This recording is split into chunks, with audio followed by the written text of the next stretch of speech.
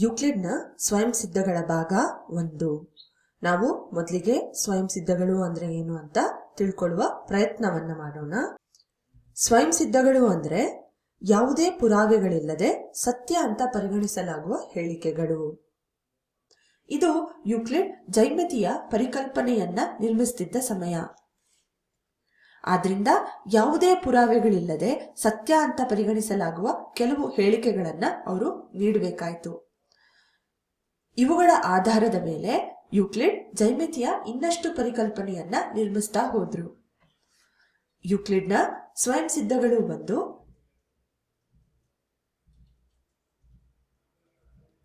ಇದರಲ್ಲಿ ನಾವು ಮೊದಲ 3 ಸ್ವಯಂ ಸಿದ್ಧಗಳ ಬಗ್ಗೆ ಈ ವಿಡಿಯೋದಲ್ಲಿ ಚರ್ಚೆ ಮಾಡ್ತೇವೆ. ಮೊದಲನೇ ಸ್ವಯಂ ಸಿದ್ಧ ಬಂದು ಒಂದೇ ಅಂಶಕ್ಕೆ ಸಮನಾಗಿರುವ ಅಂಶಗಳು ಒಂದಕ್ಕೊಂದು ಸಮ. ಇದಕ್ಕೆ ಅನುಗುಣವಾದ ಒಂದು ಉದಾಹರಣೆಯನ್ನ ನೋಡೋಣ. ಒಂದು ವೃತ್ತ ಏನ ಬರ್ಕೊಳ್ಳೋಣ. ಈ ವೃತ್ತ ಏನ ವಿಸ್ತೀರ್ಣ ಬಂದು 10 ಮೀಟರ್ ಸ್ಕ್ವೇರ್ ಆಗಿರ್ಲಿ. ಒಂದು ತ್ರಿಭುಜ ಬಿ ನ ತಗೊಳ್ಳೋಣ. ಇದರ ವಿಸ್ತೀರ್ಣ ಕೂಡ 10 ಮೀಟರ್ ಸ್ಕ್ವೇರ್ ಆಗಿರ್ಲಿ. ಆದ್ರಿಂದ ವಿಸ್ತೀರ್ಣ ಎ ಬಂದು ವಿಸ್ತೀರ್ಣ ಬಿ ಗೆ ಸಮ. ಎರಡೂ ಕೂಡ 10 ಮೀಟರ್ ಸ್ಕ್ವೇರ್ಗಳಾಗಿದೆ. ಇದನ್ನ ನಾವು ವಿಸ್ತೀರ್ಣ ಎ ಇಸ್ ಈಕ್ವಲ್ ಟು ವಿಸ್ತೀರ್ಣ ಬಿ ಅಂತ ಬರ್ಕೊಳ್ಬಹುದು. ಈಗ ಈ ವೃತ್ತ ಏನ ಸ್ವಲ್ಪ ಸಮಯ ಬದಿಗಿರಿಸಿ ಒಂದು ಚೌಕವನ್ನ ತಗೊಳ್ಳೋಣ. ಚೌಕ ಸಿ. ಇದರ ವಿಸ್ತೀರ್ಣ ಬಂದು 10 ಮೀಟರ್ ಸ್ಕ್ವೇರ್. ಈಗಾಗಲೇ ಬರೆದ ರೀತಿಯಲ್ಲೇ ಬರೆಯೋದಾದ್ರೆ ವಿಸ್ತೀರ್ಣ ಬಿ ಬಂದು ವಿಸ್ತೀರ್ಣ ಸಿ ಗೆ ಸಮ. ಎರಡೂ ಕೂಡ 10 ಮೀಟರ್ ಸ್ಕ್ವೇರ್ಗಳಾಗಿದೆ. ಅಥವಾ ಇದನ್ನ ನಾವು ವಿಸ್ತೀರ್ಣ ಬಿ ಇಸ್ ಈಕ್ವಲ್ ಟು ವಿಸ್ತೀರ್ಣ ಸಿ ಅಂತ ಕೂಡ ಬರೀಬಹುದು. ಈಗ ನಾವು ಒಟ್ಟಾರೆ ನೋಡಿದ್ರೆ ವಿಸ್ತೀರ್ಣ ಎ ಬಂದು ವಿಸ್ತೀರ್ಣ ಬಿ ಗೆ ಸಮ, ವಿಸ್ತೀರ್ಣ ಬಿ ಬಂದು ವಿಸ್ತೀರ್ಣ ಸಿ ಗೆ ಸಮ. ಆದ್ರಿಂದ ವಿಸ್ತೀರ್ಣ ಎ ಬಂದು ವಿಸ್ತೀರ್ಣ ಸಿ ಗೆ ಸಮ ಅಂತ ನಾವು ಹೇಳ್ಬೋದು. ಸ್ವಯಂ ಸಿದ್ಧ 1ರ ಪ್ರಕಾರ ಒಂದೇ ಅಂಶಕ್ಕೆ ಸಮನಾಗಿರುವ ಅಂಶಗಳು ಒಂದಕ್ಕೊಂದು ಸಮ. ನಾವು ಈಗ ನೋಡಿದ ಉದಾಹರಣೆಯಲ್ಲಿ ವೃತ್ತದ ವಿಸ್ತೀರ್ಣಕ್ಕೆ ತ್ರಿಭುಜದ ವಿಸ್ತೀರ್ಣ ಸಮವಾಗಿತ್ತು. ತ್ರಿಭುಜದ ವಿಸ್ತೀರ್ಣಕ್ಕೆ ಚೌಕದ ವಿಸ್ತೀರ್ಣ ಸಮವಾಗಿತ್ತು.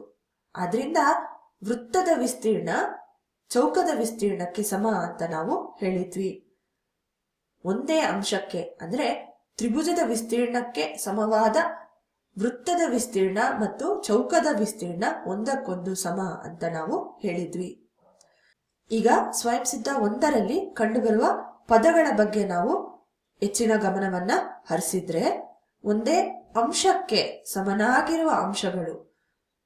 ಇಲ್ಲಿ ನಾವು ಯಾವ ಅಂಶದ ಬಗ್ಗೆ ಮಾತಾಡ್ತಿದ್ದೇವೆ ಅಂದ್ರೆ ಪ್ರಮಾಣದ ಬಗ್ಗೆ ಮಾತಾಡ್ತಾ ಇದ್ದೇವೆ.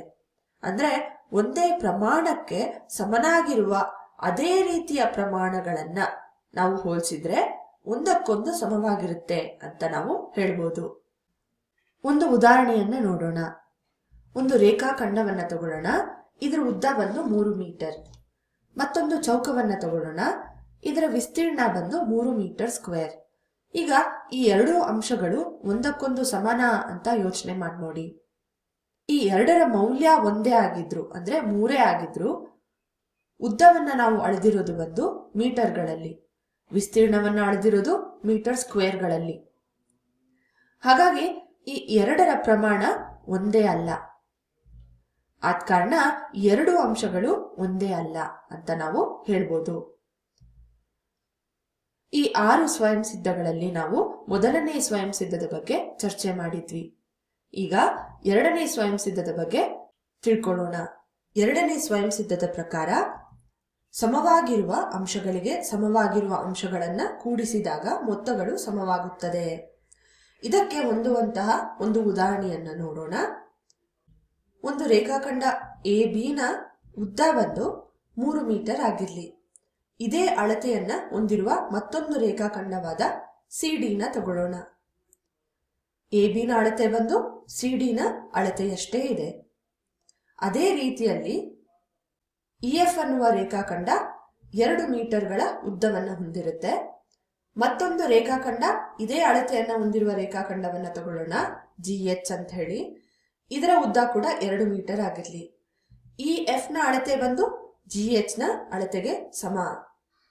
ಈಗ ನಮಗೆ ಸಿಕ್ಕಿರುವ ಈ ಸಮೀಕರಣವಾದ AB is equal to CD ಯಲ್ಲಿ ಎರಡೂ ಕಡೆಗಳಲ್ಲಿ EF ನ ಕೂಡೋಣ ಮತ್ತು ಬಲಬದಿಯಲ್ಲಿ ಕಂಡುಬರ್ತಿರುವ EF ನ ಜಾಗದಲ್ಲಿ ನಾವು GH ಅಂತ ಬರ್ಕೊಳ್ಳೋಣ.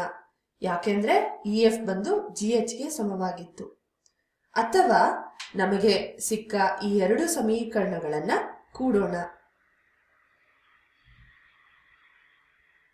AB ಪ್ಲಸ್ EF ಬಂದು AF ಗೆ ಸಮ. ಅದೇ ರೀತಿ CD ಪ್ಲಸ್ GH ಬಂದು CH ಗೆ ಸಮ ಅಂತ ನಮಗೆ ಕಂಡು ಬರುತ್ತೆ.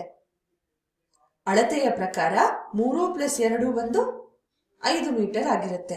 ಹಾಗಾಗಿ AF ಮತ್ತು CH ಸಮ ಅಳತೆಯನ್ನ ಹೊಂದಿರುತ್ತೆ. ಎರಡೂ ಕೂಡ 5 ಮೀಟರ್ಗೆ ಸಮವಾಗಿರುತ್ತೆ. ಈ ಉದಾಹರಣೆಯಿಂದ ನಮ್ಗೇನ್ ತಿಳಿದು ಬರುತ್ತೆ ಅಂದ್ರೆ, ನಾವು ಒಂದು ಜೊತೆ ಸಮನಾದ ರೇಖಾಖಂಡಗಳನ್ನ ತಗೊಂಡ್ವಿ, ಅದೇ ರೀತಿ ಮತ್ತೊಂದು ಜೊತೆ ಸಮನಾದ ರೇಖಾಖಂಡಗಳನ್ನ ತಗೊಂಡ್ವಿ.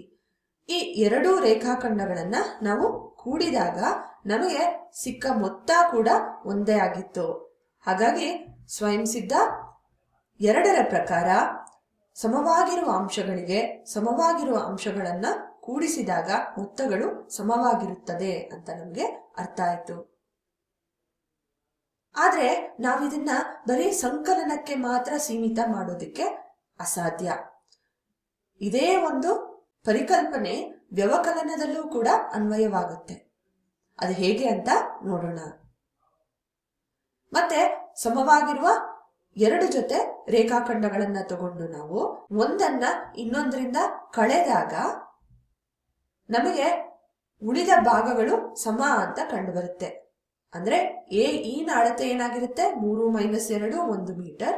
ಅದೇ ರೀತಿ CG ನ ಅಳತೆ ಕೂಡ 1 ಮೀಟರ್ ಆಗಿರುತ್ತೆ. ಹಾಗಾಗಿ ಉಳಿದ ಭಾಗಗಳಾದ AE ಬಂದು CG ಗೆ ಸಮವಾಗಿರುತ್ತೆ ಅಂತ ನಾವು ಹೇಳ್ಬೋದು. ಎರಡೂ ಕೂಡ 1 ಮೀಟರ್ ಆಗಿರುತ್ತೆ. ಒಟ್ಟಾರೆ ಹೇಳೋದಾದ್ರೆ 2 ಜೊತೆ ಸಮನಾದ ರೇಖಾಖಂಡಗಳನ್ನ ನಾವು ತಗೊಂಡ್ವಿ. ಅದನ್ನ ನಾವು ವ್ಯವಕಲನ ಮಾಡಿದಾಗ ನಮಗೆ ಸಿಕ್ಕ ಭಾಗಗಳು ಒಂದೇ ಅಳತೆಯನ್ನ ಹೊಂದಿತ್ತು. ಆದ್ರಿಂದ ನಮ್ಗೇನ್ ಕಂಡು ಬರುತ್ತೆ, ಸಮಾನ ಅಂಶಗಳಿಂದ ಸಮಾನ ಅಂಶಗಳನ್ನ ಕಳೆದಾಗ ಉಳಿದ ಭಾಗಗಳು ಸಮವಾಗಿರುತ್ತದೆ. ಇದು ಬಂದು ಯೂಕ್ಲಿಡ್ನ 3ನೇ ಸ್ವಯಂ ಸಿದ್ಧ ಆಗಿರುತ್ತೆ. ಈ ವಿಡಿಯೋದಲ್ಲಿ ನಾವು ಮೊದಲ 3 ಸ್ವಯಂ ಸಿದ್ಧಗಳ ಬಗ್ಗೆ ಪರಿಚಯ ಮಾಡ್ಕೊಂಡ್ವಿ. ಮುಂದಿನ ವಿಡಿಯೋದಲ್ಲಿ ಸಿಗೋಣ.